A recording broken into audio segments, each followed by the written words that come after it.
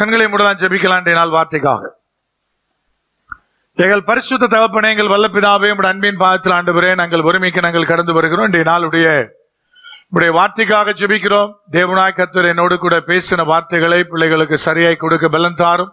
இந்த மண்ணோட்டு கொடுத்து உடைய மகிமையை வெளிப்படுத்தும். கேட்க போகிற இந்த வார்த்தைகளை கேட்க போகிற பிள்ளைகளுக்குள்ளே அது ஆசீர்வாதமான சூழ்நிலைகளை உண்டாக்கட்டும். இயேசு கிறிஸ்துவின் அதிகாரம் உள்ள நாமத்தில் ஜெபிக்கிறோம் எங்கள் ஜீவனுள்ள பரிசுத்த பரம தகப்பனே, ஆமென். அல்லேலூயா.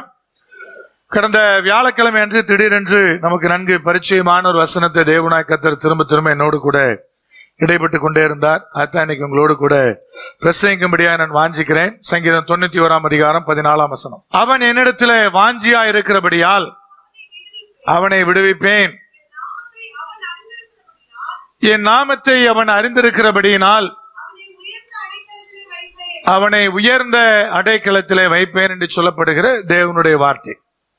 எல்லாருக்கும் சின்ன வயசுலேயே மனப்பாடமா படிக்கிற சங்கீதத்தினுடைய ஒன்று, எல்லாருக்கும் மனப்பாடமாய் தெரிந்த பகுதி. 2 ஆசீர்வாதங்கள் அதில் சொல்லப்படுகிறது. ஒன்று விடுவிப்பு, 2வது உயர்ந்த அடைக்கலத்தினுடைய ஆசீர்வாதம். 2 ஆசீர்வாதங்கள் இந்த வசனத்திலே சொல்லப்படுகிறது. கர்த்தருடைய திட்டமே அதுதான். எல்லாருடைய வாழ்க்கையிலும் முதல்ல விடுதலை, அப்புறம் ஆசீர்வாதம்.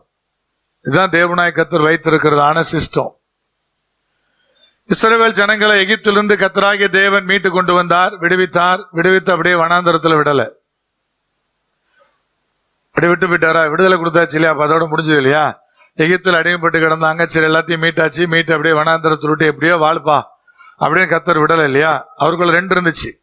ஒன்று என்னன்னா, உன்னை நான் விடுவிப்பேன் ஓங்கிய பயத்தோடு, அதே மாதிரி பாலும் தேனும் ஓடுகிற நலவும் விசாலவுமான ஆசீர்வாதத்துக்குள்ள உன்னை நினைச்சுவேன், அந்த தேசத்துக்குள்ள கொண்டு போவேன். இது கர்த்தருடைய அஜெண்டா.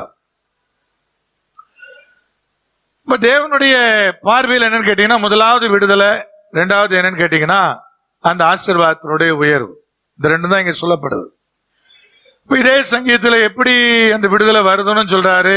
உயர்ந்த அடைக்கலம்னா என்னன்னு தேவனாய் கர்த்தர் நினைச்சாரு, அவர் சொல்லுகிறாரு. அதனுடைய முதல் வரி உங்களுக்கு நன்றாய் தெரியும். அவன் என் மீது வாஞ்சியாய் இருக்கிறபடியினால் அவனை நான் விடுவிப்பேன். ஆங்கில வேதாமம் சொல்லுது, அவன் என் மீது அன்பாய் இருந்தபடியினால், என் மீது அவனுடைய லவ்வ காமிச்சபடினால அவனை நான் என்ன செய்வேன், நான் விடுவிப்பேன் என்று சொல்லப்படுகிற தேவனுடைய வார்த்தை.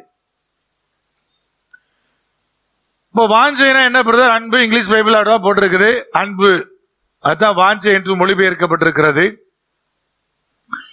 உலகத்தில் இருக்கிற நிறைய காரியங்கள் மீது உலகத்தில் இருக்கிற மனுஷன் எல்லாரும் அன்பா இருக்கிறான்.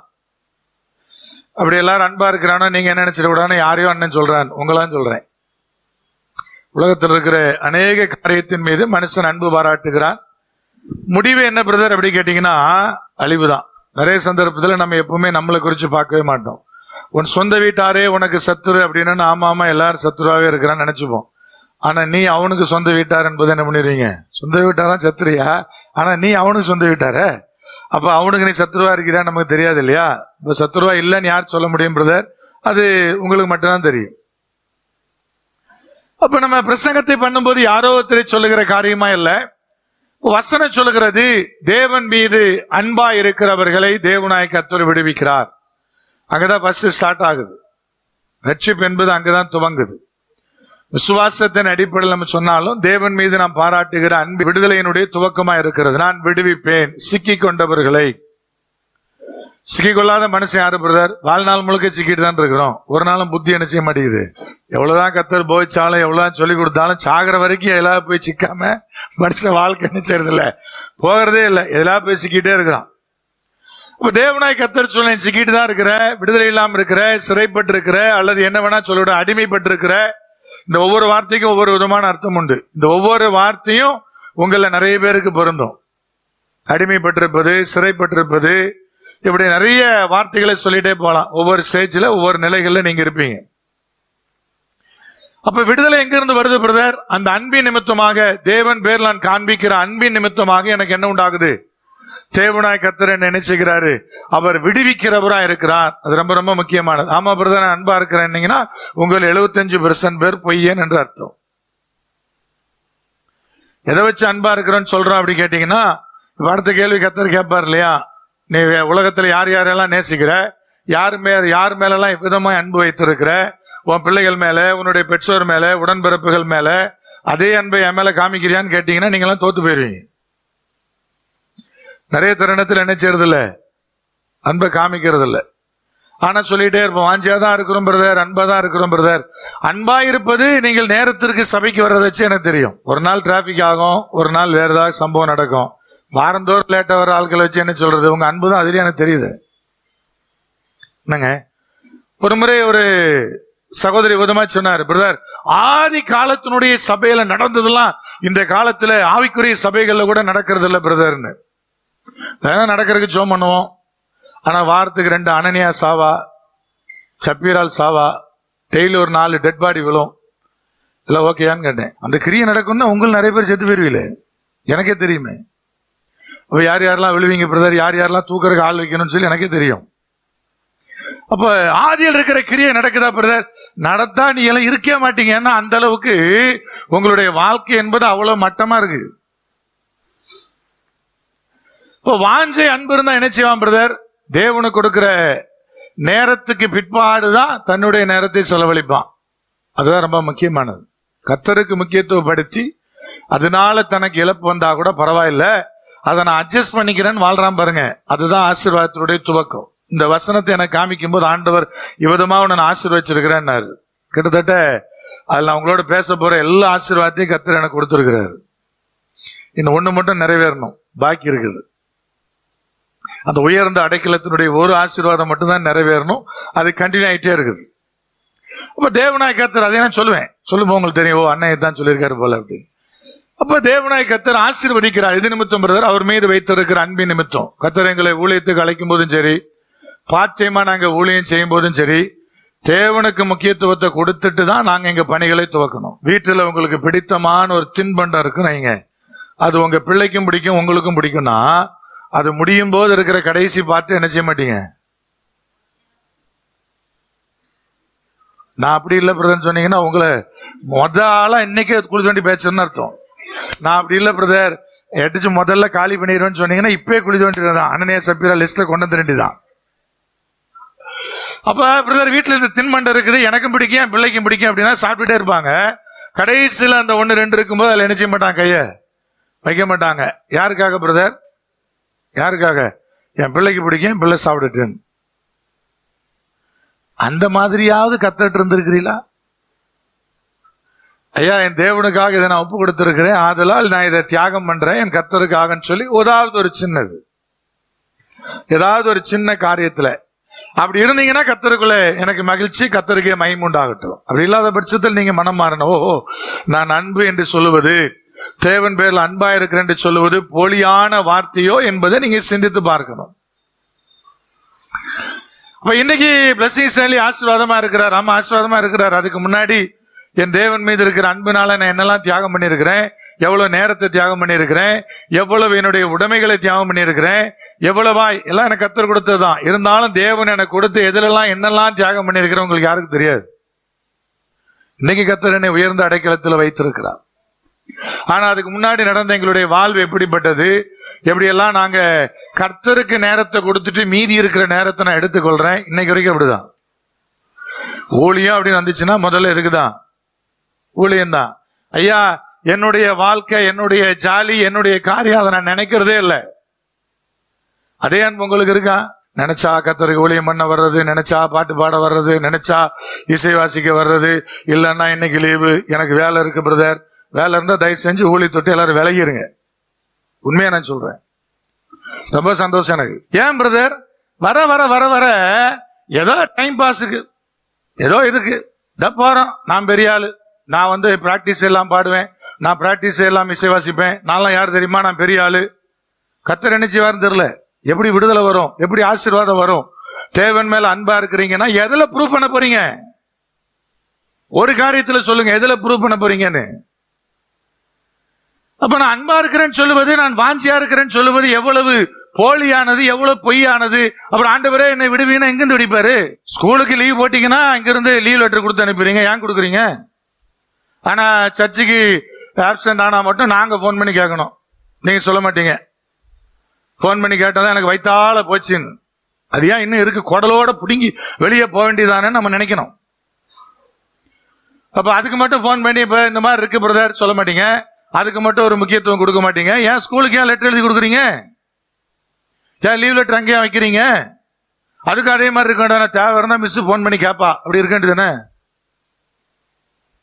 எவ்வளவு ஒழுங்கீனமா இருக்கீங்க. நான் தேவன் பேரில் அன்பா இருக்கிறேன் என்பதை நீங்க எதுல ப்ரூவ் பண்ண போறீங்க? முதல்ல யோசிங்க, முடிவு பண்ணுங்க.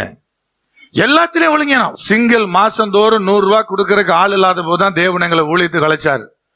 அன்னைக்கு நான் உப்பு கொடுத்து எல்லாத்தையும் தூக்கி எரிஞ்சிட்டு ஊழியத்துக்கு வந்தவன். தேவன் இன்னும் வரை என்னை காப்பாற்றி நடத்திட்டு இருக்கிறார். அதனால யாரை நம்பியும் பிளஸிங் சேனல் கிடையவே கிடையாது. இருந்தா ஆசீர்வாதமா கர்த்தருக்குள்ள வைராக்கியமா இருங்க, அது உங்களுக்கு ஆசீர்வாதம். எனக்கு என்னன்னு கேட்கிறேன். பிளஸிங் ஸ்டாண்ட்ல இல்லைனாலும் ஊழியம் நடக்கணும், அதான் சரியான ஊழியம். அதான் சரியான ஊழியம். நான் இல்லைன்னா அவருக்கு இன்னொருத்தர் இந்த கிராமத்துல போய் பண்ணுன்றாரு, நான் பண்ணல, அவர் என்ன பிடிச்சா தொங்கிட்டு இருப்பாரு. நீ இல்லைன்னா கழுது கூட பேச வைப்படாம பாரு. திக்குவாயும் மந்தனாவா இருந்த மோசையை பயன்படுத்தின ஆண்டவர், கழுதியை பேச வைத்த ஆண்டவர், கல்லு கூட பேசன்னு சொல்லி இருக்கிற ஆண்டவர், நீ எனக்கு தேவையில்ல, நான் கழுதியை வச்சு ஊழியம் பண்ணிட்டு போயிருவேன் பாரு. அதான் உண்மை. வாஞ்சியா இருக்கிறபடினாலே நான் அவனை விடுவிப்பேன். அதுல கண்டிஷன் இருக்குது. தேவன் உங்களை விடுவிக்க விரும்புறாரு. அப்ப அதுக்கு என்ன தேவன் எதிர்பார்க்கிறார் கேட்டீங்கன்னா, தேவன் பேர்ல அன்பு, தேவன் பேர்ல வாஞ்ச, தேவன் பேர்ல அன்பும் வாஞ்சி இருக்கிறதுனால என்னத்தெல்லாம் தியாகம் பண்ணிருக்கீங்க. உங்க பிள்ளைகளுக்காக ஒழுங்கான தகப்பனும் தாயமா இருந்தா எவ்வளவு தியாகம் பண்ணிருப்பீங்க இல்லையா? தியாகம் பண்ணிருப்பீங்க இல்லையா? அதே மாதிரி தேவனுக்காக என்ன தியாகம் பண்ணிருக்கீங்க? எதெல்லாம் ஒதுக்கி இருக்கீங்க? எதையெல்லாம் தேவனுக்கு முதல்த்துவம் முக்கியத்துவம் கொடுத்திருக்கிறேன்னு சொல்லுங்க பாப்போம். ஒரு லிஸ்ட் சொல்லுங்க பாப்போம். அப்ப தேவனுக்கு நான் என்ன செய்யறேன் பிரதர்? மிச்சம் மீதி இருந்தா நேரம், மிச்சம் மீதி இருந்தா காணிக்க, மிச்சம் மீதி இருந்தா என் தேவனுக்காக உழைப்பு, மீதி எல்லாம் என் வேலையை நான் கரெக்டா பார்ப்பேன். கர்த்தருடைய காரியத்தை முக்கியத்துவப்படுத்துறதும் கிடையாது, உங்கள் திறமையை வச்சு ஊழியம் கிடையாது, என் திறமையை வச்சு ஊழியம் கிடையாது. தேவ சமூகத்துல விழுந்து கிடந்தா ஊழியத்துல பலனை எதிர்பார்க்கலாம், இல்லைன்னா பலனை எதிர்பார்க்க முடியாது. கர்த்தரை முன்னிலைப்படுத்தினா நான் பலனை எதிர்பார்க்கலாம். என் திறமையை வச்சோ என்னுடைய திட்டமிடுதலை வச்சோ ஒரு மண்ணும் கிடையாது. அர்ப்பணிப்பு இல்லாம யாரும் தேவனுக்கு ஊழியம் செய்ய முடியாது. கர்த்தருக்கு விசுவாசிகளா கூட இருக்க முடியாது அர்ப்பணிப்பு இல்லாம. வசனம் சொல்லுது, வாஞ்சியா இருக்கிறவனே தேவன் விடுவிப்பார். என்ன வாஞ்சி இருக்குது தேவன் பேர்ல? கர்த்தரிடத்தில் என்ன வாஞ்சி இருக்கிறது? எதையுமே கண்டுக்காம உங்களுக்கு சோப் போட்டா நடத்தினா 5 சர்வீஸ் நடத்தலாம் அன்னைக்கு சண்டே. எனக்கு அது தேவையில்லை. 2000 பேரோட நான் நரகத்துக்கு போறதை விட வேற 2 பேரை கூட்டிட்டு நான் பரலோகத்துக்கு போய் சேர்ந்துருவேன். இப்போ வாஞ்சை என்பது தேவன் பேர்ல எவ்வளவா இருக்கிறது என்பதை இன்னைக்கு நீங்க சிந்திச்சு பார்க்கணும். எவ்வளவு அன்பு பாராட்டுறீங்க, எவ்வளவு தேவனுக்கு அர்ப்பணிச்சிருக்கிறீங்க. அன்பு என்பது எதுல வெளிப்படும் பிரதர்? அர்ப்பணிப்புலதான் அன்பு வெளிப்படும். நான் உன்னை நேசிக்கிறேன், நான் வேலை அன்பா இருக்கிறேன் அப்படின்னு சொன்னீங்கன்னா, அது வாய் ஜாலமா இருந்துச்சுன்னா ஒருவரால புரிஞ்சுக்க முடியாது. அதுல இருக்கிற அர்ப்பணிப்பு என்ன? நான் நேசிக்கிறேன்னு சொல்றதுடைய அர்ப்பணிப்பு என்ன? யாரா இருங்க, உலகத்துல என்னவா இருங்க, என் கணவனும் மனைவியா இருக்கிறேன், நான் உன்னை நேசிக்கிறேன், அவளுக்கு தெரியும்ல, அவனுக்கு தெரியும்ல என்ன பீலா விடுறேன்னு. அர்ப்பணிப்பு கிடையாது, ஒப்பு கொடுத்தல் கிடையாது, அப்புறம் அன்பு வெளிப்பாடு கிடையாது. வெறுமனே ஐ லவ் யூன்னா 4 கோட்டை நெட்ல இருந்து தேடி எடுத்து வாசித்து அதை ஏமாத்துற மாதிரி, கணவனும் மனைவி ஏமாத்துற மாதிரி கர்த்தரெல்லாம் ஏமாத்த முடியாது. அது கூட சொந்தமா இருக்காது, நெட்ல இருந்து இருக்கும். போடுறாங்க இல்லையா பேஸ்புக்ல பாருங்க, அன்பு வெளிப்படுத்துறதுக்கு என் கணவரின் 50வது பிறந்த நாள் போடுவா. அவ வாயிலிருந்து போட்டானே இல்ல, அது எங்க நெட்ல எவ்வளவு எழுதுனதா இருக்கும். பேஸ்புக்ல இல்ல, அவன் நேசிக்கிறேன்றது அங்கேயே சொல்லு, கணவர்கிட்ட சொல்லு, கணவர்கிட்ட வெளிப்பாட கொடு. பேஸ்புக்ல இருந்து போட்டா அன்பு வந்துருமா? அப்ப அன்பு எப்படி பிரதர் வெளிப்படும்? அர்ப்பணிப்பு இல்லாம வெளிப்படாது. அர்ப்பணிப்பு இல்லாம தேவனிடத்துல உங்கள் அன்பை காமிக்க முடியாது. வசனம் என்பது என்ன சொல்லுகிறது? அன்பா இருக்கிறபடினாலே, வாஞ்சியா இருக்கிறபடினாலே நான் அவனை விடுவிப்பேன். எதிலிருந்து பிரதர்?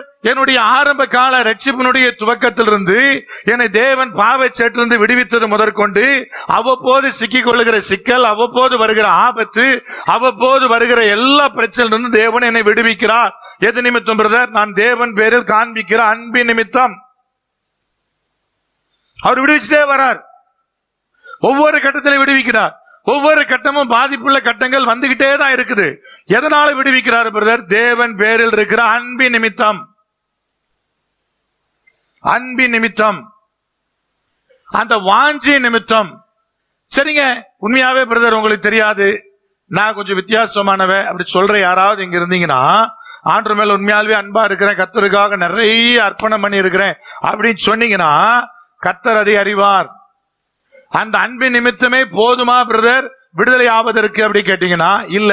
அதுக்கு அடுத்த வசனத்துல சொல்றாரு, 15ஆம் வசனத்துல, அவன் என்னை நோக்கி கூப்பிடுவான், நான் அவனுக்கு மறு உத்தரவு அருளி செய்வேன், ஆபத்தில் நானே அவனோடு இருந்து அவனை தப்புவித்து அவனை கனப்படுத்துவேன். எப்படி விடுதலை ஆக்குறேன்னு சொல்லி அடுத்த வசனத்துல விளக்கமா எழுதுறார். எப்படி விடுதலை வருது பிரதர்?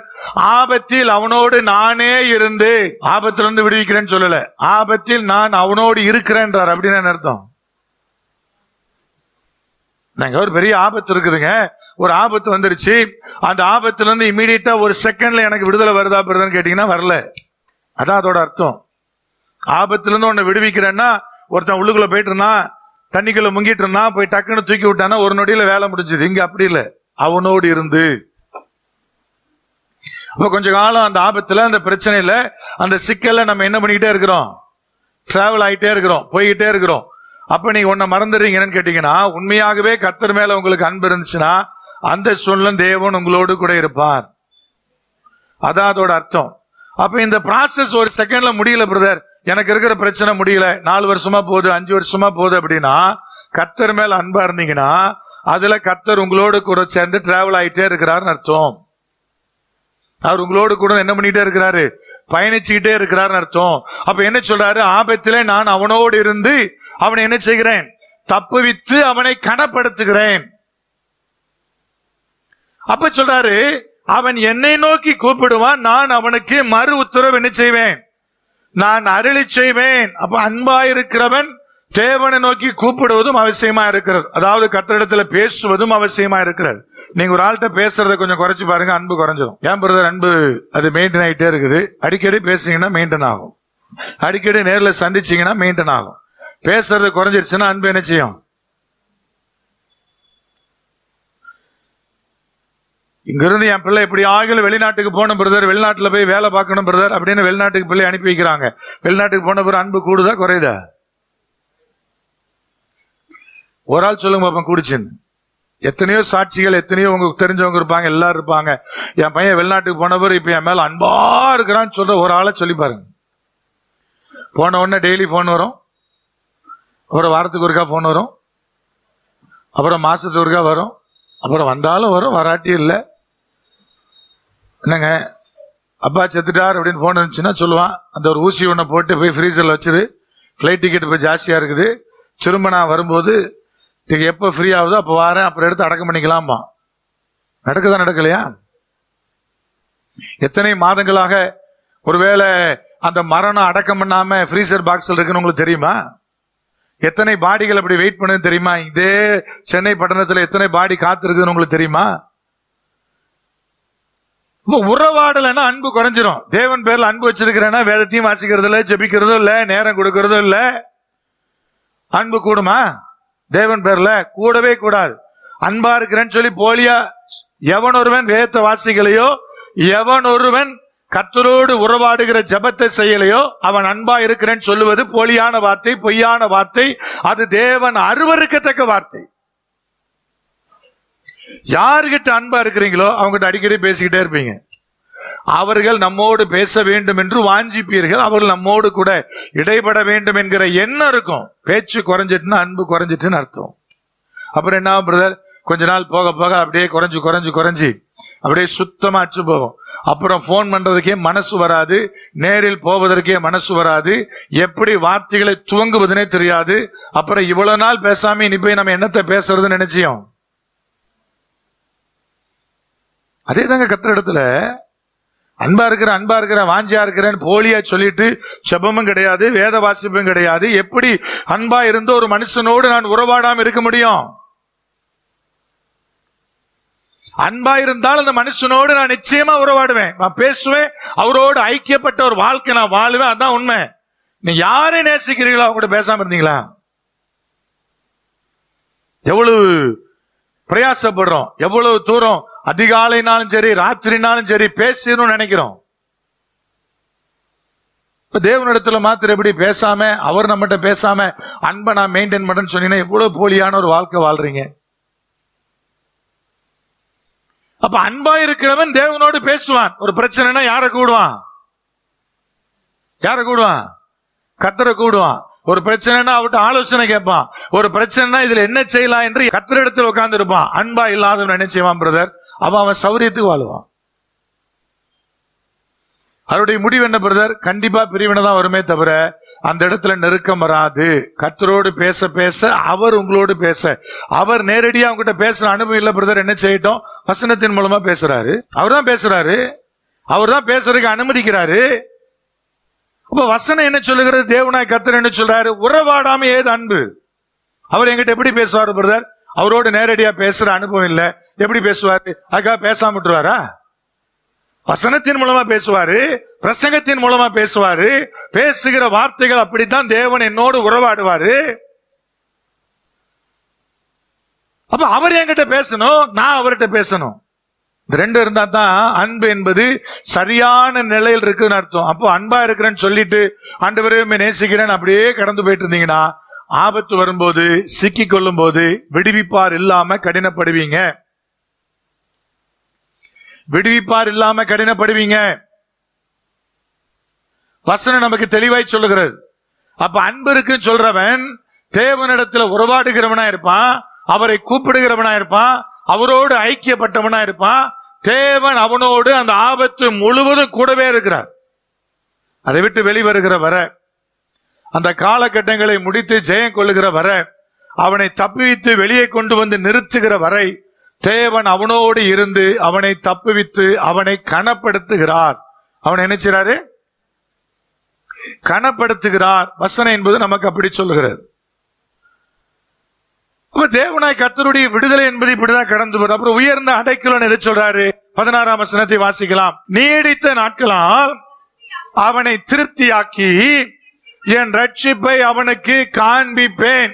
தாங்க கர்த்தர் சொல்ற உயர்ந்த அடைக்கலத்தில் வைக்கப்படுகிற அனுபவம். நீடித்த நாட்களால் அவனை திருப்தியாக்கி. இன்னைக்கு காலையில எனக்கு பாத்தீங்கன்னா பெரிய மனமடிவு. எனக்கு தெரிஞ்ச ஒரு சகோதரர், அவருடைய 50வது வயது, இன்னைக்கு இறந்து போனார். ஏன் மரணம் வந்தது அதை குறிச்செல்லாம் ஆராய்ச்சி பண்றதுக்கோ இதுதான் குற்றம் என்று சொல்வதற்கோ அல்ல. ஆனா உள்ளுக்குள்ள ஒரு பெரிய ஆதங்கம் இருக்குது, ஒரு கவலை இருக்கு. ஒத்த ஏஜ், ஒரே மாதிரியான சூழ்நிலை, இனி அந்த குடும்பம் எப்படி சர்வே பண்ண போகுது, இப்படி எல்லாம் பல கேள்விகள், பல காரியங்கள் மனசுக்குள்ள காலையிலே வருத்தம். இப்ப எது மனுஷனுடைய வாழ்க்கையில் நிச்சயம்? மனுஷ வாழ்க்கையில எதுங்க நிச்சயம்? ஒண்ணுமே நிச்சயம் கிடையாதுங்க. ஒரு காரியம் நிச்சயம் கிடையாது. ஆனா வாழுகிற வாழ்க்கையில தேவனுக்குள்ள வாழ மறுக்கிறீங்க. ஆண்டு கொடுக்கிற ஆசீர்வாதத்துல ஒன்று இங்க வசனம் சொல்லுது, அந்த உயர்ந்த அடைக்கலத்துடைய ஆசீர்வாதத்துல ஒன்று நீடித்த நாட்களால் உன்னை நான் திருப்தியாக்குவேன் என்பது. நீடித்த நாட்களை யாருங்க தர முடியும்? கர்த்தர் தான் தர முடியும். அவர் மனம் இறங்கினா கேன்சரை நீக்கி பைபிள் வசனத்தின்படி 15 வருஷத்தை கூட்டியும் கொடுக்கிறாரு. எல்லாம் அவர் கையில் இருக்குது. யாரு கை கொடுக்க முடியும்? அவர் தான் கொடுக்க முடியும், அவர் தான் தர முடியும். இந்த உலகத்துல எந்த ஆசீர்வாதங்க பெருசு? முதல்ல நீ உயிரோடு இருக்கணும். வாழ்க்கை என்பது எதுக்கு பிரதர்? முதல்ல வாழ தெரியணும், அதுதான் வாழ்க்கை. வாழ்க்கையினுடைய லட்சியம் என்ன பிரதர்? இதை சாய்ச்சிடணும் ஒன்னையும் சாதிக்க முடியாது கர்த்தர் கிருபை இல்லைன்னா. முதல்ல வாழ கத்துக்கிடணும், முதல்ல உயிரோடு வாழணும். இப்ப வசனம் சொல்லுது நீடித்த நாட்கள் என்பது, முதிர் வயது என்பது தேவன் கொடுக்கிற ஒரு உயர்ந்த அடைக்கலத்தினுடைய ஆசீர்வாதம். ரெண்டாவது சொல்றாரு அந்த ரட்சிப்புகளை காக்கப்படுவது. ரட்சிப்பை குறித்து பேசுறார். என் ரட்சிப்பை அவனுக்கு காண்பிப்பேன். எத்தனை முறை நீங்க மனப்பாடம் பண்ணியிருப்பீங்க அந்த வசனத்தை? என் ரட்சிப்பை அவனுக்கு காண்பிப்பேன். உயர்ந்த அடைக்கலத்தினுடைய ஆசீர்வாதம் என்பது ரட்சிப்பிலை காக்கப்படுவது. ரட்சிப்பு என்பது ஏதோ ஒரு நாள் நடந்துச்சு பிரதர், அதோட முடிச்சுதா? இல்ல, இறுதி வரை அந்த ரட்சிப்புல என்ன செய்யணும்? காக்கப்பட வேண்டிய அவசியமா இருக்கிறது. ரோமர் 13:11 வாசிங்க. நித்திரை விட்டு எழுந்திருக்கத்தக்க வேலையாயிற்று என்று நாம் காலத்தை அறிந்தவர்களாய் இப்படி நடக்க வேண்டும். நாம் விசுவாசிகள் ஆன போது ரட்சிப்பு சமீபமா இருந்ததை பார்க்கிலும் இப்பொழுது அது நமக்கு அதிக சமீபமா இருக்கிறது. ரட்சிப்பு என்கிற வார்த்தையினுடைய அர்த்தத்தை புரிஞ்சு கொள்ளுங்க. நான் ரட்சிக்கப்பட்டுட்டோம் என்பது பாஸ்ட் டென்ஸ்ல சொல்ல முடியுமான்னு கேட்டீங்கன்னா சொல்ல முடியாதுன்னு வசனம் சொல்லுது. பாஸ்ட் டென்ஸ் நிறைய பேர் கேட்பாங்க இல்லையா, ரட்சிக்கப்பட்டீங்களா பிரதர் அப்படின்னு. ஆமா நான் ரட்சிக்கப்பட்டேன் பட்டுட்டோமா அப்படி பாஸ்ட் டென்ஸ்ல சொல்ல முடியுமானா சொல்ல முடியாது. விசுவாசி ஆன போது ரட்சிப்புக்கு எனக்கு நடுவா இருந்த தூரத்தை விட இப்பொழுது நான் ரொம்ப சமீபமா ரட்சிப்பை நோக்கி நகருகிறேன் என்று வசனம் சொல்லுது. அப்ப என்ன அர்த்தம்? ரட்சிப்பில காக்கப்படுவது மிக மிக மிக அவசியமானது. அப்ப தேவன் விடுவிக்கிறார், விடுவித்துக் கொண்டே இருக்கிறார். அவ்வப்போது மனுஷன் தன்னுடைய அறியாமையினாலே, புத்தியினத்தினாலே, தன்னுடைய சுயநலத்தினாலே சிக்கிட்டே இருக்கிறான். ஆனா தன் மீது அன்பா இருக்கிற ஜனத்தை தேவனாய் கர்த்தர் விடுவித்துக் கொண்டே இருக்கிறார். அது நடந்துகிட்டே இருக்குது. மறுபடியும் பாவத்தில் விழாதவன் யார் இருக்கிறா பிரதர்? கிட்டத்தட்ட 99.9% விழுந்தா எழும்பியிருப்பாங்க ரட்சிக்கப்பட்ட பிறகு. நான் பாவமே பண்ணல, நான் தப்பே பண்ணல, ஒருத்தன் கூட சொல்ல முடியாது. அப்ப தேவன் நினைச்சார் பிரதர், மறுபடியும் அவளை தூக்கி எடுக்கிறார், விடுவிக்கிறார், விடுவித்துக் கொண்டே இருக்கிறார். எதற்காக பிரதர்? உயர்ந்த அடைக்கலத்தில் வைக்கும்படியாக. அந்த உயர்ந்த அடைக்கலத்தினுடைய ஆசீர்வாதத்தினுடைய ஒன்று என்னது? நீடித்த நாட்களினால் திருப்தியாவது. நீடித்த நாட்கள் மாத்திரம் இல்ல, நீடித்த நாட்களினால என்ன ஆகுது? என்னங்க, நிறைய பேர் பாத்தீங்கன்னா பிரதர் போன உடனே உண்மையா பொய்யான்னு தெரியாது, நிறைய பாட்டியமாலையான்னு சொல்லியிருக்காங்க, பிரதர் நான் சீக்கிரம் சாவணும்னு ஜெபம் பண்ணுங்க. அப்ப அவங்க நீடித்த நாட்களால திருப்தியா இருக்காங்களா? புரியுதா? நான் சாவட்டுன்னு ஜெபம் பண்ணுங்கன்னு சொன்னா அவர்கள் நீடித்த நாட்களினாலே திருப்தியா இருக்கிறாங்களா? நீடித்த நாட்கள்னால என்ன பண்றாங்க? துக்கப்படுறாங்க, துயரப்படுறாங்க. அவர்களுக்கு அது ஆசீர்வாதமாக தோணவில்லை. ஏன்னா நடக்கிற காரியம் எல்லாம் வேற மாதிரி இருக்குது. இப்ப வசனம் போதிக்கிறது என்ன? நீடித்த நாட்களினாலே திருப்தியாக்குவது. எல்லாம் எனக்கு நலமாய் நடக்கிறது. கர்த்தருடைய ஆசீர்வாதம் என்ன? ஆதியாகமம் 15 ஆபிரகாமை பார்த்து சொன்னார், சமாதானத்தோட பிதாக்கள் அண்டி சேருவாய். அது கொடுத்த வாக்குத்தத்தம். அப்ப அவனுக்கு இஸ்மவேல் கூட பிறக்கல. அப்பே சொல்லிட்டா, நீ சமாதானத்தோட பிதாக்கள் அண்டி சேருவாய். அப்படின்னா நாளைக்கு சாவ போறான்னு அர்த்தம் இல்ல. நீ சாகும் போது உன் மரணம் எப்படி இருக்கும்? சமாதானமா இருக்கும். அப்படின்னு என்ன அர்த்தம் பிரதர்? தூங்கும் போதே எப்படி செத்துருவார்? அப்படியா? எப்படி மறிக்கிறான் என்பதல்ல ஐயா, மரணத்துக்கு அவர் பிரிப்பேர் ஆயிருப்பார்னு அர்த்தம். அவர் சமாதானத்தோடு மறிப்பார்னு அர்த்தம். வாழ்க்கையில எல்லா ஆசீர்வாதத்தையும் பார்த்துட்டு அவர் ஒரு முடிவுக்கு வந்திருப்பார். இனி நான் போதுங்கிற முடிவு. நான் சாவட்டுன்னு ஜெபம் பண்ணுங்கன்னு சொல்றது வேற, ஆண்டவரே இனி போதும் நான் நிறைவாய் வாழ்ந்திருக்கிறேன்னு சொல்லுவாங்கல்ல, அது வேற. அவங்க சாவட்டுன்னு ஏன் ஜெபம் பண்ண சொன்னாங்க? பிரச்சனை ஓவர் ஆயிடுச்சு. இவர் திருப்தியா வாழ்றவன் சாவட்டுன்னு சொல்ல மாட்டான். ஆண்டவரே நான் நிறைவா இருக்கிறேன், என் வாழ்க்கை இனி போதும்னு சொல்லி நினைப்போம்.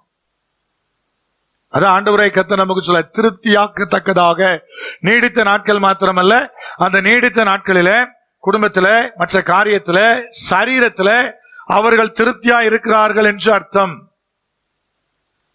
3 வகையான ஆசீர்வாதம் நமக்கு வேணும். ஒன்னு பூமிக்குரிய ஆசீர்வாதம், அது செல்வம் பணம் சம்பந்தப்பட்டது. 2வது ஆவிக்குரிய ஆசீர்வாதம். 3வது சரீரத்துக்குரிய ஆசீர்வாதம். இந்த 3 இல்லைன்னா வாழ்க்கையில என்ன பண்ண முடியாது? திருப்தி பட முடியாது. ஆவிக்குரிய ஆசீர்வாதம் கண்டிப்பா வேணுமா பிரதர்? ஆமா. இல்லைன்னா உன் இருதயம் சமாதானம் இல்லாம கலங்கி போன கொலை மாதிரி இருக்கும். கட்டா முட்டான்னு ஒரே சத்தமா இருக்கும். அது யாரோ கலக்கிட்டே இருந்த மாதிரி இருக்கும். வாழ்க்கையில் நிம்மதியா இருக்காது. சில சொல்லுவாங்க, நீங்களே சில அனுபவிக்க கூட செஞ்சிருப்பீங்க, ஒண்ணுமே நடந்திருக்காது ஆனா கலக்கமா இருக்கும், என்னன்னே புரியல அப்படிமோ. அதே மாதிரி ஒவ்வொரு நொடியும் ஒவ்வொரு மணித்துளியும் இருந்தா எப்படி இருக்கும்னு யோசிச்சுடுங்க. அப்படி நினைக்கும் போது, அப்படி சமாதானம் இல்லாம இருக்கும்போது, ஏதோ ஒன்று என்னை அழுத்தி கொண்டிருக்கும் போது கர்த்தர் வந்து நமக்கு விடுதலை தந்துடுறாரு. அதனால நிம்மதியா இருக்கிறோம். அதே லைஃப் லாங்கா போயிட்டே இருந்தா என்ன ஆகும்னு யோசிச்சுடுங்க. அப்பதான் அவங்க சொல்லுவாங்க, ஐயோ அதை விட செத்து போனாலே நலமா இருக்கும். நீடித்த நாட்கள் மாத்திரமல்ல, நீடித்த நாட்களினாலே உண்டாகிற திருப்தியானதொரு வாழ்க்கை, அது கர்த்தருடைய உயர்ந்த அடைக்கலத்தினுடைய ஆசீர்வாதத்தில் ஒன்றாக வேத வசனம் நமக்கு சொல்லுகிறது. நான் கடந்து போகும்போது ஆவியானவர் சொல்ற, நல்லா கவனிப்பா, திருப்தியாக்கி, அந்த வார்த்தையை கவனின்னு சொல்றார். அதனால நான் சொல்றேன், நீடித்த நாட்கள் மாத்திரமல்ல, அந்த நீடித்த நாட்களினாலே திருப்தியாக்கப்படுகிறதான ஒரு ஆசீர்வாதம், அது தேவனுடைய உயர்ந்த அடைக்கலத்தினுடைய ஒன்றா இருக்கிறது. அடுத்து பாத்தீங்கன்னா மிக முக்கியமானது இதுதான், ரட்சிப்பிலே காத்து கொள்ளப்படுகிற அனுபவம். ரட்சிப்பிலே காத்து கொள்ளப்படுகிற அனுபவம், ஆண்டவரே, அந்த ரட்சிப்பை காப்பதற்கு தேவன் எனக்கு என்ன வச்சிருக்கிறார்? நான் எப்படி அந்த ரட்சிப்பை காத்துக் கொள்வது? ஆண்டவருடைய ரட்சிப்பை நான் எப்படி பெற்றுக் கொள்வது? இறுதி வரை முற்று முடிய என் வாழ்வினுடைய இறுதி வரை எப்படி நான் அதை பாதுகாப்பது? அதற்கு கர்த்தர் எனக்கு என்ன வச்சிருக்கிறார் என்று நாம் யோசிக்கும் போதுதான் பழைய ஏற்பாடு காலத்தினுடைய அடைக்கல பட்டணத்தை தேவனாய் கர்த்தர் காண்பித்தார். என்னாகும் 35. இந்த 35ஆம் அதிகாரம், உபாகம் 19, யோசுவா 20, இந்த 3 அதிகாரமும் இந்த அடைக்கல பட்டணத்தை குறித்து எழுதப்பட்டிருக்கிறதான அதிகாரங்கள். உபாகம் 19, யோசுவா 20. கொஞ்சம் கொஞ்சம் வித்தியாசம் இருக்கும். நீங்க போய் வாசிச்சு பார்த்தீங்கன்னா உங்களுக்கு புரியும். என்னாகும் 35. அதுல யோசுவா 20ஆம் அதிகாரத்துல 6 பட்டணங்களும் என்னென்ன பட்டணங்கள் என்பது முதற்கொண்டு எழுதப்பட்டிருக்கும். யோர்தானுக்கு இந்த பக்கம் 3, யோர்தானுக்கு அந்த பக்கம் 3. ஏன் பிரதர், காலதாமதம் ஆயிடக்கூடாது, சீக்கிரத்திலே அடைக்கலத்துக்குள்ள வரணும் என்பதை தேவனாய் கர்த்தர் விரும்பி இரட்டிப்பான நன்மையை குறித்து சொல்லப்பட்டிருக்கிற ஒரு வசனம் உங்களுக்கு நன்றாய் தெரியும். சொல்லுங்க பாப்போம். இரட்டிப்பான நன்மையை தருவேன், இன்னைக்கே தருவேன். அது ரொம்ப அர்ஜென்டா தேவன் விரும்புவது. அது கர்த்தர் சொன்ன ஆலோசனை என்னன்னு தெரியுமா? முந்தின வசனத்துல நம்பிக்கையுடைய சிறைகளே ஆரனுக்கு திரும்புங்கள், இரட்டிப்பான நன்மையை தருவேன், இன்றைக்கே தருவேன். அப்ப அரணுக்குள்ள வராம நம்பிக்கையுடைய சிறைகள் என்ன அர்த்தம் பிரதர்? சிறையிருப்புல தான் இருக்கிறோம், பட் விசுவாசத்தோடு இருக்கிறோம்னு அர்த்தம். நம்பிக்கை இல்லாத சிறைகளும் இருக்குது, நம்பிக்கை உடைய சிறைகள் இருக்கிறது. அப்ப நான் சிக்கிட்டேன் பிரதர், ஆபத்துல சிக்கி இருக்கிறேன், அல்லது நான் சிறைப்பட்டு இருக்கிறேன், அல்லது பாவத்துல சிக்கி இருக்கிறேன்னு சொன்னீங்கன்னா, உங்கள ஒரு கூட்டம் என்னச்சுன்னு கேட்டீங்கன்னா, ரட்சிக்கப்படுறதுக்கு முன்னாடி எப்படி இருக்கும்னு கேட்டீங்கன்னா, அது நம்பிக்கை இல்லாத சிறையா இருக்கும். ரட்சிக்கப்பட்ட பிறகு என்ன பிரதர், இன்னும் சில காரியம் எனக்குள்ள மாற்ற வேண்டியது இருக்கிறது. சிறைக்குள்ளதான் இருக்கிறேன், ஆனா எப்படி இருக்கிறேன்? நம்பிக்கையுள்ள அந்த சிறையா இருக்கிறேன். எனக்கு ஒரு நம்பிக்கை இருக்குது, எப்படியே கர்த்தர் என்னை மீட்டுவாரு, கர்த்தர் என்னை எப்படி ஆசீர்வதிச்சு கொண்டு வந்துருவாரு, இதுல இருந்து தேவனை என்ன பண்ணிடுவாரு, தூக்கி கொண்டு வந்துருவாரு, நம்பிக்கை இருக்கு. அந்த சிறைகளை பார்த்தா சொன்னார், அரணுக்குள்ள வா. அரணுக்குள்ள வந்தா இரட்டிப்பான நன்மையை தருவேன், இன்னைக்கே நான் தருகிறவனா இருக்கிறேன். அப்படிப்பட்ட அரணாகத்தான் இந்த அடைக்கல பட்டணத்தை தேவனாய் கர்த்தர் பழைய ஏற்பாடு காலத்தில் அவர் உருவாக்கினார். 6 பட்டணம் சீக்கிரமாய் ஜனங்களுக்கு வர்றதுக்கு வசதியாக. யோர்தானுக்கு இந்த பக்கம் 3, அந்த பக்கம் 3. இந்த 6 பட்டணங்களும் லேவியர்களை மையப்படுத்தி தேவனாகிய கர்த்தராலே கொடுக்கப்பட்ட ஒன்றாய் இருந்தது. லேவியர்களை மையப்படுத்தி, பைபிள் உங்களுக்கு நன்றாகவே தெரியும், 12 கோத்திரத்துக்கும் ஆண்டவராய் கர்த்தர் சொத்துக்களை பிரிக்கும் போது லேவி கோத்திரத்துக்கு சொத்து என்ன செய்யல, கொடுக்கல. ஆனா அப்ப அப்படியே விட்டாரா பிரதர் அவங்களை கேட்டீங்கன்னா, அப்படியே விடல. இந்த 35ஆம் அதிகாரத்துல எல்லா 12 கோத்திரத்தையும் பார்த்து, நீ 48 பட்டணங்களை யாருக்கு உருவாக்கணும்? லேவி கோத்திரத்துக்கு 48 பட்டணங்களை உருவாக்கணும். அந்த பட்டணத்தை சுற்றி குறைஞ்சபட்சம் ஒரு 1/2 மைல் இருந்து 1/4 மைல் வரைக்கும் சுற்றி வர இடங்கள் என்ன செய்யப்பட்டிருக்கணும், விடப்பட்டிருக்கணும். அந்த இடங்கள் பட்டணத்துக்கு உள்ளே இருக்கும், வெளியே இருக்கும்.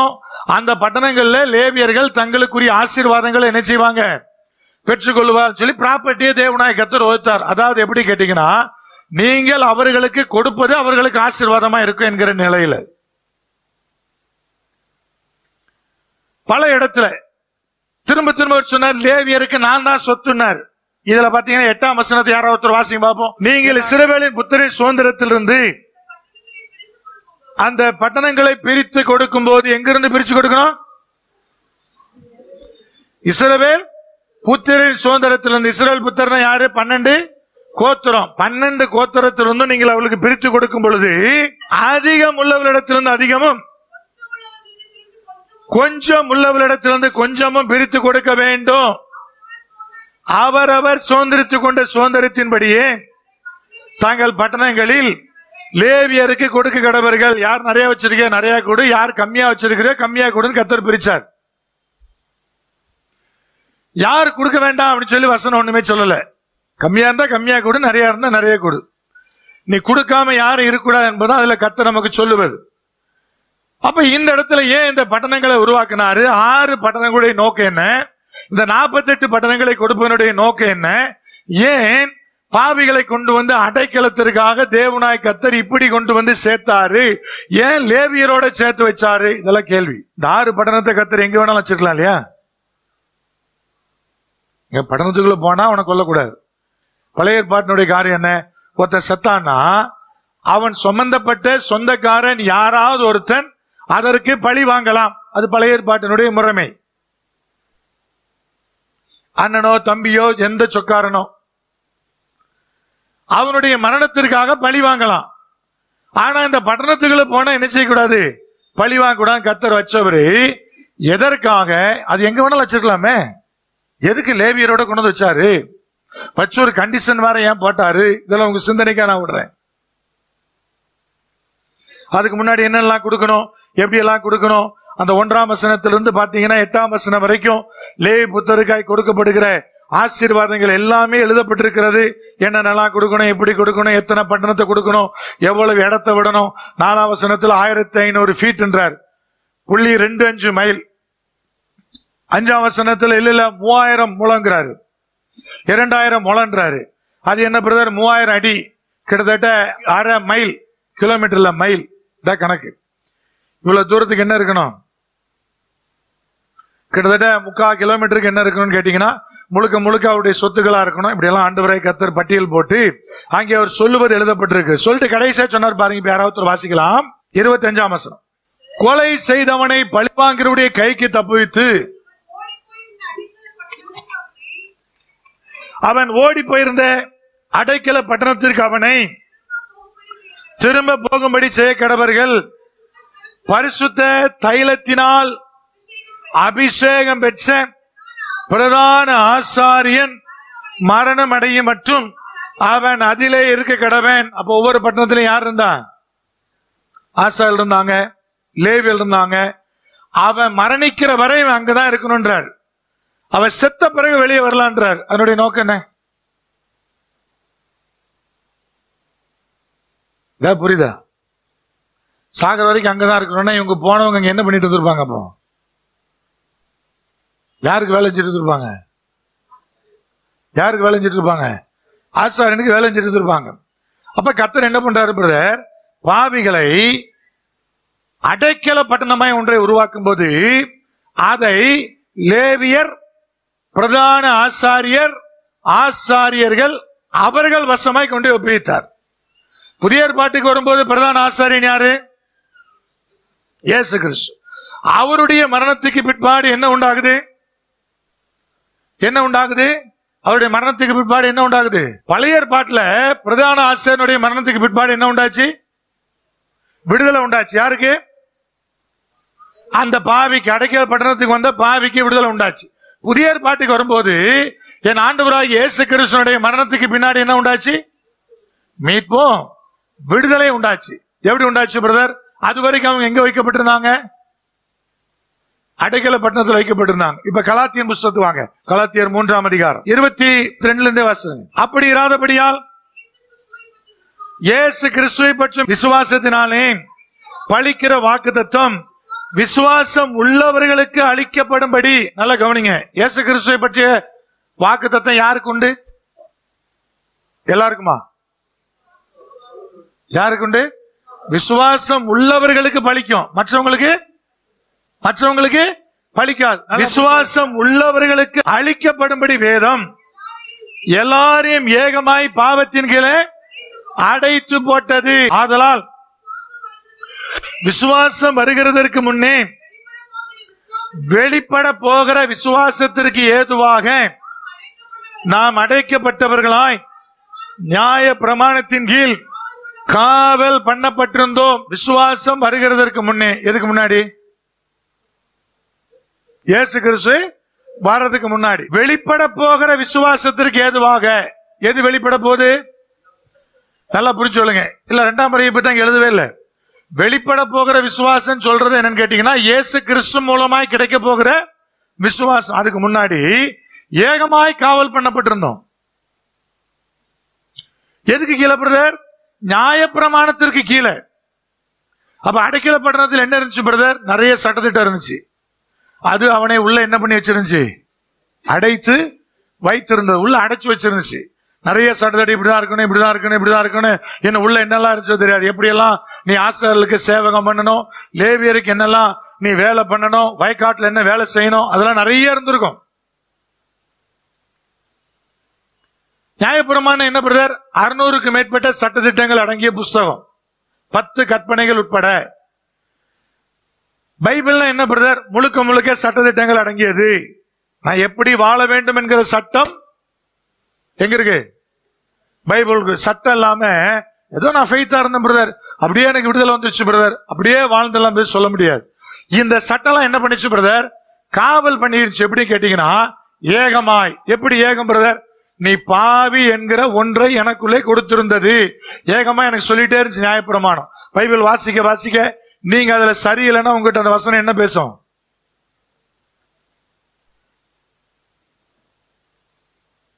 எதுங்க முதல்ல குத்தம்? அதுக்குள்ள வரும். எது முதல்ல குத்தம்? பைபிள் வாசிக்கிறோம். வாசிக்கும் போது நீங்க எதுக்கெல்லாம் இன்னும் கீழ்ப்படியாம இருக்கிறீங்களோ அதெல்லாம் உங்களுக்கு குத்தம். உங்களை பார்த்து என்ன சொல்லலாம்? நீ இந்த காரியத்துல நீ யாரு? பாவின்னு சொல்லலாம். இப்ப நல்லா இப்ப ஒரு எக்ஸாம்பிள் சொல்றேன். தசம பாகத்தை பத்தி நான் பேசுறேன்னு வைங்களேன். உங்களை 10 பேருக்கு ரொம்ப சந்தோஷமா இருக்கும். ஏன்னா நீங்க யாரு? தசம பாகத்தை கொடுக்கிற ஆளுங்க. சந்தோஷமா இருக்கும். மீதி பேருக்கலாம் என்ன செய்யும்? குத்தும் கொடையும். அப்ப யாருக்கு பிறகு குத்தும் பிரதர்? யாரு குறைவுள்ளவர்களோ அந்த குறிப்பிட்ட காரியத்தில் அவர்களுக்கு குத்தும். பேசிக்கிட்டே இருக்கிறேன். தசமபாகத்தை பத்தி ரொம்ப அடி சந்தோஷமா இருக்கிறாரு. இப்ப தசமபாகத்தை விட்டு அடுத்தது பேசுறேன், பாவத்தை குறிச்சு பேசுறேன். 10 நிமிஷம் சந்தோஷமா இருந்தவருக்கு இப்ப குத்துது. ஏன்னா தசமபாகம் கொடுத்தா அவரு எங்க இருக்காரு? நான் பேசுற அந்த குறிப்பிட்ட பாவத்துல இருக்கிறார். அப்ப எது பிரதர் என்ன குத்துன்னு கேட்டீங்கன்னா, எதுல நீ குறையா இருக்கிறீங்களோ அதை குறித்து பேசும்போது குத்தும். மாற்றுத்திறனாளிகளுக்கு அந்த குறிப்பிட்ட குறைய சொல்லி நீங்க சொன்னீங்கன்னா கோபம் வரும். கரெக்டா? என்னங்க வாய் பேச முடியாது ஊமெட்ட போய் மூக்குல இப்படி கை வச்சீங்கன்னா அவங்களுக்கு என்ன வரும்? ஏன் பிரதர்? அந்த குறை உங்களுக்கு இருக்குது. அதனால அவர்களை அந்த குறிப்பிட்ட காரியத்தை சொன்னா அவங்களுக்கு என்ன வருது? கோபம் வருது. அப்ப உங்களுக்கு கோபம் வந்தா என்ன அர்த்தம்? அந்த குறை இருக்குன்னு அர்த்தம். அந்த குறிப்பிட்ட காரியத்துல நீங்கள் குறை உள்ளவங்களா இருக்கிறீன்னு அர்த்தம். அதனால குத்துது. அப்ப நியாயப்பிரமாணம் என்ன சொல்லிச்சு? இதை செஞ்சா தப்பு, இதை செஞ்சா தப்பு, இப்படி பண்ணா தப்பு, அப்படி பண்ணா தப்பு. என்னை பாவி பாவி பாவி என்று ஏகமா என்னை என்ன பண்ணிச்சு? கூட்டி சேர்த்து அடைக்கல பட்டணத்துக்குள்ள உள்ள இருக்கிற மாதிரி உட்கார வச்சிருந்தது. வாசிக்கலாம் இப்பொழுது 24ஆம் வசனத்துல, இவ்விதமாக நாம் விசுவாசத்தினாலே நீதிமான்கள் ஆக்கப்படுவதற்கு நியாயப்பிரமாணம் நம்மை கிறிஸ்துவனிடத்துல வழி நடத்துகிற உபாத்தியா இருந்தது. அது என்னை கூட்டிட்டு போய் இயேசு கிறிஸ்துவ கடைசி டெஸ்டினேஷன்ல கொண்டு விட்டுருச்சு. கிறிஸ்துவண்டை வழி நடத்துகிற வாத்தியார் அது. நியாயப்பிரமாணத்தின் முடிவாக கிறிஸ்து இருக்கிறார் என்ன அர்த்தம்னா இதான் அர்த்தம். அதோட நியாயப்பிரமாணம் ஒளிஞ்சு போச்சுன்னு அர்த்தம் இல்ல. இந்த ரோடு எங்க போகும் பிரதர்? அந்த எண்டு எந்த ஊரோ அதான். குரோம்பேட்ல போய் ஏறினீங்கன்னா அது நேரம் எங்க போகுது பிரதர்? நேரா கன்னியாகுமரியில போய் முடியுது. கரெக்டா? அப்ப ரோடோட டெஸ்டினேஷன் எங்க? கன்னியாகுமரி. அப்ப நியாயப்பிரமாணம் எங்க கூட்டிட்டு போகுது பிரதர்? முடிவுனா அதுதான். அதோட ரோட பேத்து தூர போட்டு அர்த்தம் இல்ல. அது வழியா இன்னொருத்த என்ன செய்யணும்? நியாயப்பிரமாணத்தோட முடிவுனா இனிமேட்டு சட்டத்திட்டமே தேவையில்லைங்க அப்படி சொல்லக்கூடாது.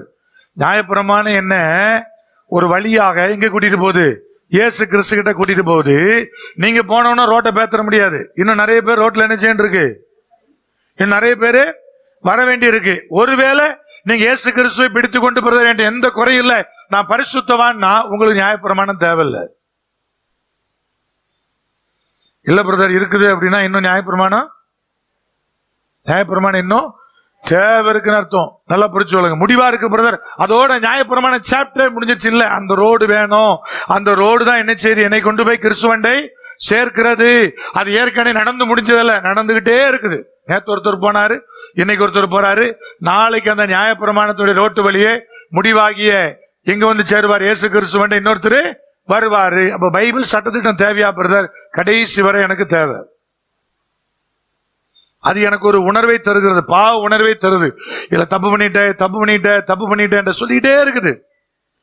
என்னை அழகாய் கூட்டிட்டு போய் எங்க சேர்க்குது? பாவ உணர்வு வந்துச்சுன்னா என்ன பிரதர், அடுத்து என்ன தோணும்? விடுதலையாகணும்னு தோணும் இல்லையா? ரட்சிக்கப்பட்டவனுக்கு என்ன தோணும்? ரட்சிக்கப்பட்ட உடனே அடுத்து ஆவியானோட அபிஷேகம் வேணும்னு தோணும். அப்புறம் அபிஷேகம் பெற்ற உடனே என்ன தோணும்? வரங்கள் வேணும்னு தோணும். தோணிட்டே தான் இருக்கும். அடுத்தடுத்தத வாஞ்சித்துக்கிட்டே இருப்போம். அடுத்தடுத்த காரியத்தை நோக்கி நகர்ந்துகிட்டே இருப்போம். அப்ப பாவ உணர்வு என்ன செய்யுது பிரதர்? வந்த உடனே எனக்கு விடுதலை வர்றது எப்படி? ஒருத்தர் யோசிக்க ஆரம்பிக்கிறான். அதை வழிகாட்டுகிறது யாரை நோக்கி? யாரை நோக்கி? கிறிஸ்துவை நோக்கி வழிகாட்டுது. அப்போ அங்க பிரதான ஆசாரியன் மரிச்சும் போதுதான் அங்கே உள்ள இருந்த பாவிக்கு விடுதலை வந்துச்சு. இப்பொழுது பிரதான ஆசாரியராகிய இயேசு கிறிஸ்து மரிச்சதுனால உங்களுக்கு எனக்கு விடுதலை வருது. அப்ப நான் யாரு கூட இருக்கணும் பிரதர்? எப்படி பயணிச்சா எனக்கு அந்த நான் ரட்சிப்பை நான் காத்துக்கொள்ளலாம்? எங்க விடுதலை பெற்றீங்களோ அவரோடு பயணிச்சா உங்களுக்கு ரட்சிப்பை காத்துக்கொள்ளலாம். யார் உனக்கு விடுதலை இருந்தா? விடுதலை பெற்றிருந்தீங்கன்னா கிறிஸ்துன்னு சொல்ல முடியும். விடுதலையே பெறலன்னா என்ன சொல்ல முடியும்? அப்படின்னா இன்னும் நீங்க பாவ உணர்வே அடையலன்னு அர்த்தம். வசனமே இன்னும் தெரியலன்னு அர்த்தம். பைபிளுடைய சட்டதிட்டங்கள் தெரியலன்னு அர்த்தம். அப்படி தெரியாம எத்தனை பேர் இருக்கிறாங்க? நிறைய பேர் இருக்கிறாங்க. நான் தேவனிடத்தில் அன்பா இருக்கிறேன் எதை வச்சு சொல்றேன்? வாஞ்சியா இருக்கிறேன் எதை வச்சு சொல்றேன்? கர்த்தருக்காக என்ன விட்டுருக்கிறீங்க, என்ன அர்ப்பணம் பண்ணிருக்கிறீங்க, எவ்வளவா நீங்க ஒப்பு கொடுத்திருக்கிறீங்க, அதை நினைச்சீங்கன்னா அந்த அன்பினாலே உண்டாகிற விசுவாசத்தினாலே உங்களுக்கு விடுதலை வரும். அப்படி விடுதலை பெற்றீங்கன்னா ரட்சிப்பை காத்துக்கொள்ள வேண்டிய அவசியம். அது தேவனுடைய உயர்ந்த அடைக்கலத்தில் நமக்கு கிடைக்கக்கூடியது. அங்கதான் வைக்கிறாரு, அங்கதான் பாதுகாக்கிறாரு. நீடித்த ஆயுளினாலே நம்மை என்ன செய்யறாரு? திருப்தியாக்குறார். ஆயுசு ரொம்ப ரொம்ப முக்கியமானது. ஆயுசும் பலனும் இருந்துச்சுன்னா ஆசீர்வாதம் தன்னால என்ன ஆயிரும்? வந்துகிட்டே இருக்கும். அது தேவனிடத்திலிருந்து கிடைக்க பெறுகிற நன்மையா இருக்கிறது. அப்ப வசனம் சொல்லுகிறபடி அவன் என் மீது வாஞ்சியா இருக்கிறபடினால் அவனை விடுவிப்பேன், அவனின் நாமத்தை அறிந்திருக்கிறபடியால். இது அங்க அடுத்து சொல்லப்படுற கண்டிஷன். எப்படி பிரதர் அறிய முடியும்? அவரோடு அந்த அடைக்கணத்தில் இருந்தா அவரை பற்றி அறிஞ்சு கொள்ளலாம். தெரிந்து கொள்ளுதல் வேற, அறிந்து கொள்ளுதல் வேற. இன்னைக்கு யாராவது ஃபர்ஸ்ட் நம்ம சர்ச்சுக்கு யாராவது வந்திருந்தாங்கன்னா, ஏன் பிரதர் அவன் என்ன தெரிஞ்சுக்கிட்டா ஆனா அறியல, விளக்குதான் விளங்கலையா? அறிந்து கொள்ளுதல் எப்படி பிரதர்? அவர் கூட பயணிச்சாதான் தெரியும் என்ன பிடிக்கும் என்ன பிடிக்காது, எதுக்கு கோபம் வரும், எதுக்கு வைராக்கியம் காமிப்பாரு, அது தெரியணும் இல்லையா? என்னங்க கூட இருக்கிற மனைவியும் மகனுக்கு நல்லா தெரியும், மகனுக்கு நல்லா தெரியும் கர்த்தருடைய காரியம்னா இப்படி வைராக்கியமா நிப்பாரு, எதுல சரின்ட்டு போவாரு, எதை ஒத்துக்கொள்ள மாட்டாரு, தெரியணும் இல்லையா? இவர் எந்த காரியத்தில் அமைதியா போவாரு, எதுக்கு கோபம் வரும், எல்லாம் தெரியணுமே. அப்ப அறிந்தபடியினாலே உயர்ந்த அடைக்கலாம். அந்த உயர்ந்த அடைக்கலனாலே அவர் கூட இருக்காம யாராலும் அவரை அறியவே முடியாது. கர்த்தரோட பயணிக்காம நீங்க எப்படி அறிவீங்க? வாய்ப்பே கிடையாது. அவர் அறிஞ்சு கொள்ளணும், அவரோட பயணிச்சாகணும், அவரோட பேசி ஆகணும், அவரோட பழகி ஆகணும். பேசி பழகிட்டே இருக்கும்போது தப்பு பண்ணவன அன்னைக்கு திடீர்னு ஆண்டவர் உங்க மேல நைட்டு செபிக்க உட்காரும் போது பாதரட்சிகளை எறிவார். செருப்பால் அடிப்பாடு உங்களுக்கு வந்துடும், அதனால இப்படி சொல்றேன். பாதரட்சிகளை எறிவார் வசனத்தின்படி. ஓஹோ, இது கர்த்தருக்கு நினைச்சல. அது உறவாடினா தானே தெரியும். உறவாடினாதான் ஓஹோ கர்த்தர் உணர்த்துவார். இன்னைக்கு நீ இந்த காரியம் பேசினியே அது சரியானதா, இன்னைக்கு இந்த நபரோடு தொடர்பு கொண்டியே அது சரியானதா, கர்த்தர் விலக்கி வச்சிருந்த அந்த குறிப்பிட்ட பாவத்தை மறுபடியும் இன்னைக்கு புதுப்பிச்சியே அது சரியானதா கேட்பார்ல. என்னங்க வேண்டான்னு விளக்குறங்க சிலத மறுபடியும் புதுப்பிக்கிறோம்ல. ஏன்னா ஆண்டவர் சொல்றாரு. இங்க இருக்கிற யாரோ ஒருத்தருக்கு இந்த புதுப்பிக்கிற என்கிற வார்த்தை ரொம்ப அவசியமா இருக்குது. அதனால கர்த்தர் சொல்றாரு. வேண்டான்னு தள்ளி வச்சிருக்கிற சிலத புதுப்பிக்க ட்ரை பண்றீங்களே ஏன்? அப்ப தேவனோடு இருந்தீங்கன்னா நைட்டு கேட்பாரு, ஏன் எதுக்கு ட்ரை பண்ற, எதுக்கு நீ பாத்துக்கிட்டு இருக்கிற, அந்த நம்பர் ஒன்ன ஏன் பிளாக் பண்ணிருக்குன்றத மறுபடியும் ஏன் ஆராய்ச்சி பண்ற, வேற ரூட்ல ட்ரை பண்ணி ஏன் பாக்குற கேட்பாருல. கேட்பாரு. எப்ப கேட்பாரு பிரதர்? அவர் கூட இருந்தீங்கன்னா கேட்பாரு, எல்லாம் கேட்க மாட்டாரு. இப்ப நான் இருக்கிறோம், என் கூட இருந்தீங்கன்னா எல்லாத்தையும் நான் கேட்டுக்கிட்டே இருப்பேன். தொலைவா இருந்தீங்கன்னா நான் எப்படி கேட்பேன்? யார் ஐக்கியமா இருக்கிறாரோ அவர் இடத்துல தான் கர்த்தர் பேச முடியுங்க. நீங்க ஐக்கியம் இல்லாத ஒரு வாழ்க்கை வாழ்ந்து கர்த்தர் எப்படி பேசுறது? அவர் கூட இல்லாம எப்படி அந்த உயர்ந்த அடைக்கலத்தினுடைய ஆசீர்வாதத்தை அனுபவிப்பீங்க? அதனால சொன்னாரு, அவனை நாமத்தை அறிந்தபடினாலே அவனுக்கு நான் உயர்ந்த அடைக்கலத்தை நான் கொடுப்பேன். என்ன நீங்க அறிஞ்சிருக்கிறீங்க? கர்த்தரை குறிச்சு அவருடைய வெறுப்பு என்ன? உங்களை குறிச்சு அவருடைய நோக்கம் என்ன? உங்களை குறித்த தரிசனம் என்ன? உங்களை ஏன் ரட்சித்தாரு? உங்களை ஏன் அபிஷேகித்தாரு? இதை குறிச்சு ஏதாவது ஒண்ணு ஒரு கிளியாரிட்டி உங்க வாழ்க்கையில் இருக்குதா? ஒன்ன யோசிங்க. என்னை ஏன் தேவன் தண்டிச்சாரு? எனக்கு ஏன் இந்த இழப்பை கொடுத்தாரு? அதை குறிச்சு ஏதாவது ஒரு காரியம் உங்களுக்கு இருக்கா? ஏன் இல்ல பிரதர்? இல்லனாலே கர்த்தர் உங்களோட உறவாடலன்னு அர்த்தம். இல்லைன்னா கர்த்தர் தெளிவா சொல்லுவார், இதுக்குதான் வசனம் என்ன சொல்லுது பிரதர்? அவரோடு அறிந்து, அவரோடு உறவாடி, அவரோடு ஐக்கியப்பட்டு வாழ்ந்தா உயர்ந்த அடைக்கலத்தோட அனுபவத்தை பார்ப்பீங்க. அவரை அறிய வாழ்க்கையில உயர்த்தப்படுவீங்க. அவரை அறிய எப்படி அறிய முடியும் பிரதர்? கூட இருக்காம அறிய முடியாது. கூட இல்லாம தேவனுடைய ஆசீர்வாதத்தை பார்க்க முடியாது. அப்ப சாதாரணமா பிரதர் 91 சங்கீதத்தை மனப்பாடம் பண்ணிட்டேன், அவனின் மீது வாஞ்சியா இருக்கிறபடினால் விடுவிப்பேன், உயர்ந்த அடைக்கலத்தில் வைப்பேன், 10 முறை முட்டி நீங்க மனப்பாடமா சொன்னாலும் உங்க வாழ்க்கையில் நடக்காது. இதை நிறைவேற்றி பாருங்க, நடக்கும். வாழ்க்கையில நிறைவேற்றுறதுக்கு என்ன வழியோ அதை பின்பற்றும்படியாக யோசிங்க. அதான் உங்க வாழ்க்கையில ஆசீர்வாதத்தை தரும். ஆண்டுடைய சமூகத்துல வந்து ஒரு மணி நேரம் பிரசங்கத்தை கேட்க முடியல, வீட்டுல உட்காந்து வாசிக்கிறதும் இல்ல, சவமும் பண்றது இல்ல, வர்றதே ஜெபிக்கிறது எங்க பிரதர்? இந்த வாரத்துல ஒரு நாள் 2 மணி நேரம் வீட்டுல உங்களுக்கு கத்திருக்கிற உறவு எனக்கு தான் தெரியுமே, தெரியாமலா இருக்கேன், எல்லார பத்தியும் தெரியும். அப்ப இதுல கூட ஒரு அர்ப்பணிப்பு ஒப்பு கொடுத்தல் இல்லைன்னா எப்படி ஆசீர்வாதத்தை பார்ப்பீங்க? வெறுமனை வசந்த் வாசிட்டு போயிட்டே இருக்க வேண்டியதான். ஊழியக்காரர் ஒரு இடத்துல அசிஸ்டன்ட் பாஸ் சொன்னார் தான், அதான் நான் உங்கள்கிட்ட சொன்னேன். இப்புள்ள சபைகள்ல பிரதர் ஆதி காலத்து சபை மாதிரியே இல்லைன்னு பேர வேண்டியதான். முதல்ல ஆதி கால சபை மாதிரி இருக்குதுன்னு கர்த்தர் ப்ரூவ் பண்றதே ஒன்ன போட்டுதான் ப்ரூவ் பண்ணுவாரு. பர்றா ஆதி காலத்து சபை திரும்பிடுச்சு, ஃபர்ஸ்ட் போட நீ தான் பாத்துங்க. அதனால இப்படி எதையாவது எங்கேயா குறை சொல்லிட்டு போக கூடாது. அவர் போற இடத்துல அந்த உதவி பாஸ்டருக்கு அங்க ஏதோ பிரச்சனை, அதனால அவருக்கு பாஸ்டர் சரியா ஆவியல் நடத்தலங்கிறக்காக என்கிட்ட சொல்றாரு. என்கிட்ட சொன்னா வேலைக்கு ஆகாம நான் தான் சொல்லுவேன் கரெக்டா.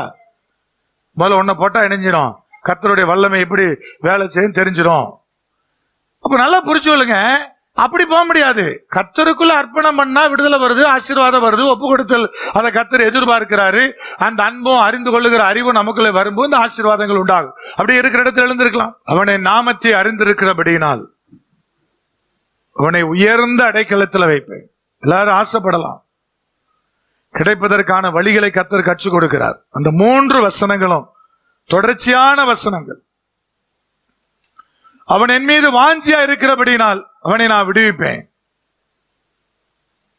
எப்படிங்க வாஞ்சியை வெளிப்படுத்துவது? தேவனிடத்துல பேசாம, கர்த்தரிடத்துல உறவாடாம எப்படி வாஞ்சியை வெளிப்படுத்துவது? எவ்விதமாய் வெளிப்படுத்துவது?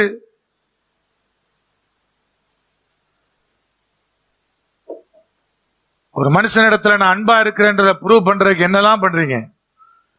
என் தேவனிடத்தில் அன்பா இருக்கிறேன் என்பதை எப்படி கர்த்தருக்கு விளங்க செய்வீங்க?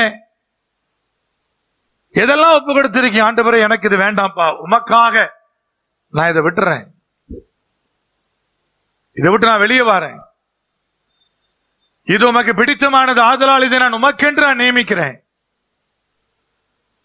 அப்படி எதையெல்லாம் தேவனுக்காக அந்த அன்பை வெளிப்படுத்துவதற்காக நீங்க எவ்வளவுமாய் அர்ப்பணம் பண்ணி இருக்கிறீங்க கொஞ்சம் யோசித்து பாருங்க. அவன் என்னை நோக்கி கூப்பிடுவான், ஆபத்துல நான் அவனோடு இருந்து அவனை தப்புவித்து நான் கனப்படுத்துவேன். கர்த்தரை நோக்கி கூப்பிடுகிற பிள்ளைகளை கர்த்தர் தெளிவா நடத்துறார். இதை செய்யாதே, இப்படி போய் என்று அவர் பாதைகளை வகுத்து கொடுக்கிறார். இன்னைக்கு தேவனுடைய சமூகத்தில் நிற்கிற நீங்க ஒரு விஷயம் நினைச்சு பார்க்கணும். ஆண்டவரே, உண்மையாகவே அவ்விதமான காரியங்கள் எனக்குள்ள இருக்கிறதா? அன்பா இருக்கிறேன்னு சொல்லி போலியா சுத்திக்கிட்டு இருக்காதீங்க.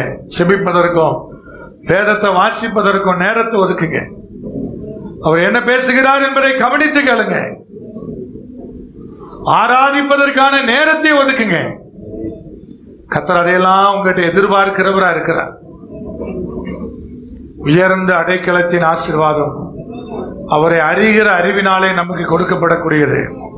அந்த அறிகிற அறிவு நான் அவரோடு இருக்கிற போது எனக்கு உண்டாகிறது.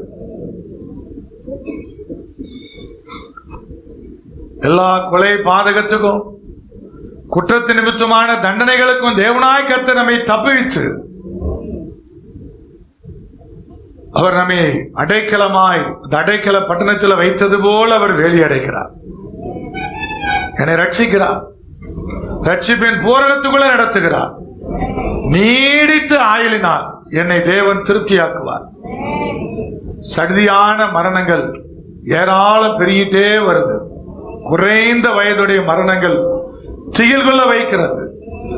நோய்கள், பிரச்சனைகள் ஏராளமாயிட்டே இருக்குது. பரிதபிக்கிற குடும்பங்கள் ஏராளம். அதன் நடுவில் தேவனாகிய கர்த்தர் சொல்லுகிறார், ஐயா, உன்னை நீடித்த ஆயுளினாலே நான் உன்னை திருப்தியாக்குவேன். நீடித்த ஆயுள் மாத்திரமல்ல, அது திருப்தியாக்கத்தக்கதான அந்த பலனை, அந்த தயவை தேவன் நமக்கு தருகிறவர். இந்த ரட்சிப்பை நான் காத்துக் கொள்வதனாலே எனக்கு கிடைக்க பெறுகிற பலன் அது, ஆசீர்வாதம். அதுதான் ரிவார்ட். கர்த்தாவே, எனக்கு அந்த உயர்ந்த அடைக்கலத்தினுடைய ஆசீர்வாதத்தை எனக்கு தாரும். 2 காரியங்கள் இந்த சங்கீதத்தில் சொல்லுகிறேன். ஒன்று, ரட்சிப்பை காண்பிக்கிறேன் என்று.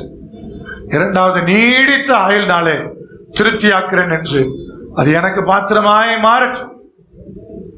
எங்கள் பரிசுத்த தகப்பனே, எங்கள் வல்லபிதாவே, இந்த வார்த்தைகளை கேட்டிருக்கிற பிள்ளைகள் எதெல்லாம் தாங்கள் குத்தப்பட்டார்களோ, எதெல்லாம் தங்களை குறைவானவர்கள் என்று கண்டார்களோ, அந்த காரியத்தை ஒப்பு கொடுத்து மனம் திரும்ப பலன் தார்.